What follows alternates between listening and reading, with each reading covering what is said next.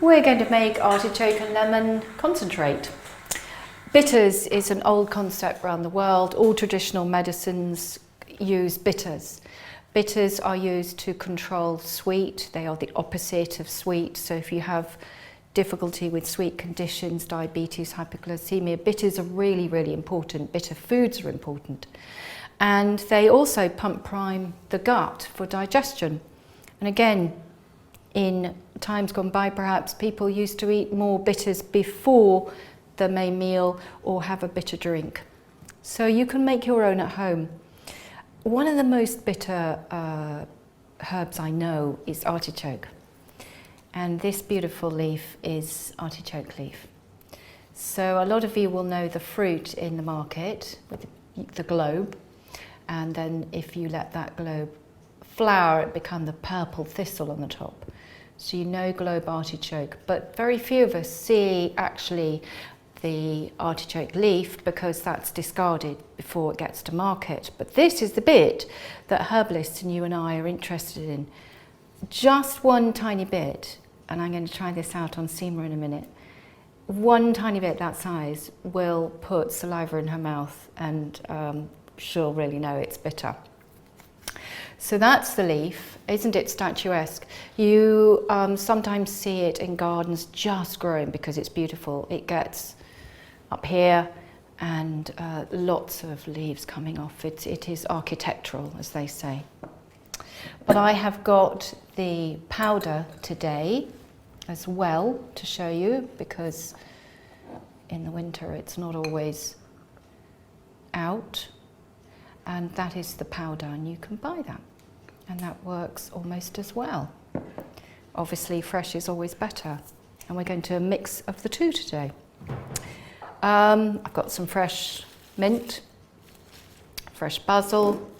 I'm going to use garlic, lemon, my trusty friends, my wild cinnamon.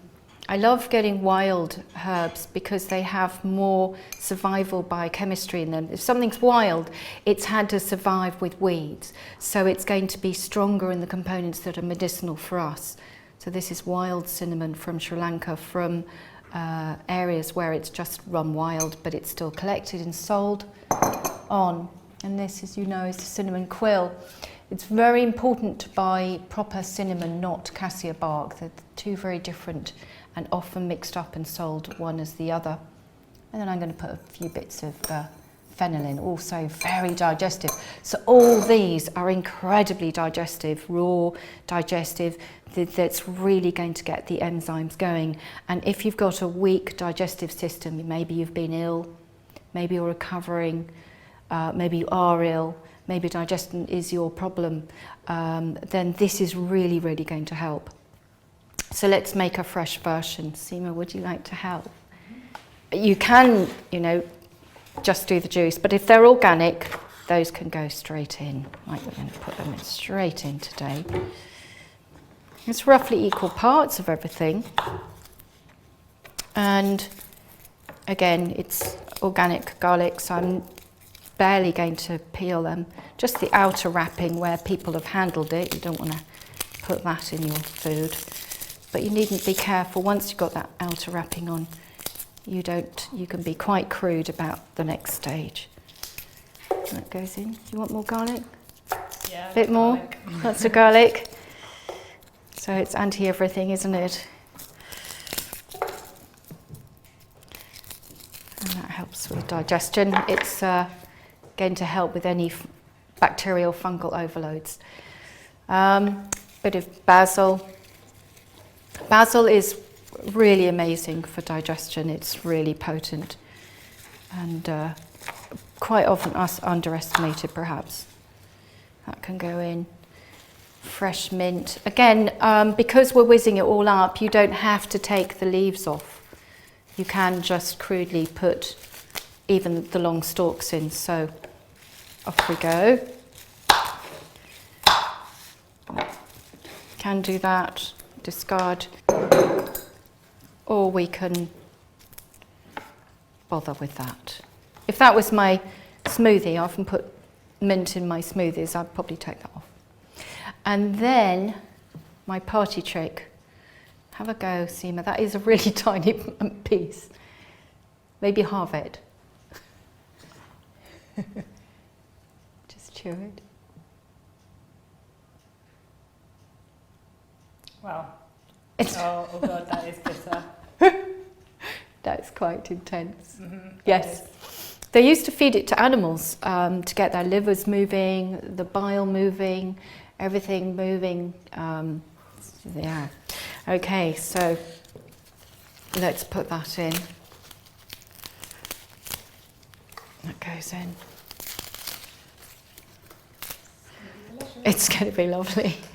So actually, really, I don't think we need our dried artichoke leaves, but there it is if we did. And then again, we could have done fresh fennel, but we can put a teaspoon of that in, or two. Depends how much fennel you like in your life. A lot of guts are very flatulent, bloated. All these things will dispel all that and create a good probiotic growth. And our wild cinnamon, I love cinnamon, so I'm going to put a teaspoon in. Fantastic. And then we're going to preserve it very simply with apple cider vinegar. And this is unpasteurized mother tincture of strong apple cider vinegar that's organic and hasn't been pasteurized or strained, you know. So it's original. And right up, I think apple cider vinegar in itself is good for the gut. And yes, I know there are issues with candida and stuff like that, so good. And once inside the body, it's very alkalizing.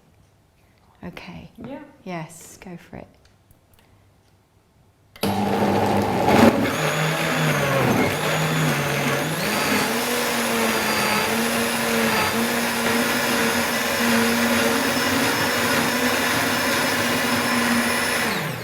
Brilliant. Isn't that a great colour?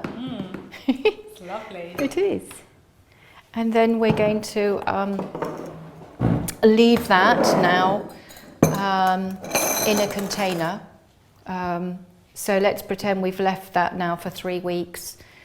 We've labelled it, we've done the jar up, we've shaken it every day, and it's now 3 weeks later, and we're going to pour it through our sieve and pretend that it's been there for 3 weeks. And after 3 weeks, that is not a bright green. It's going to be this murky brown, really.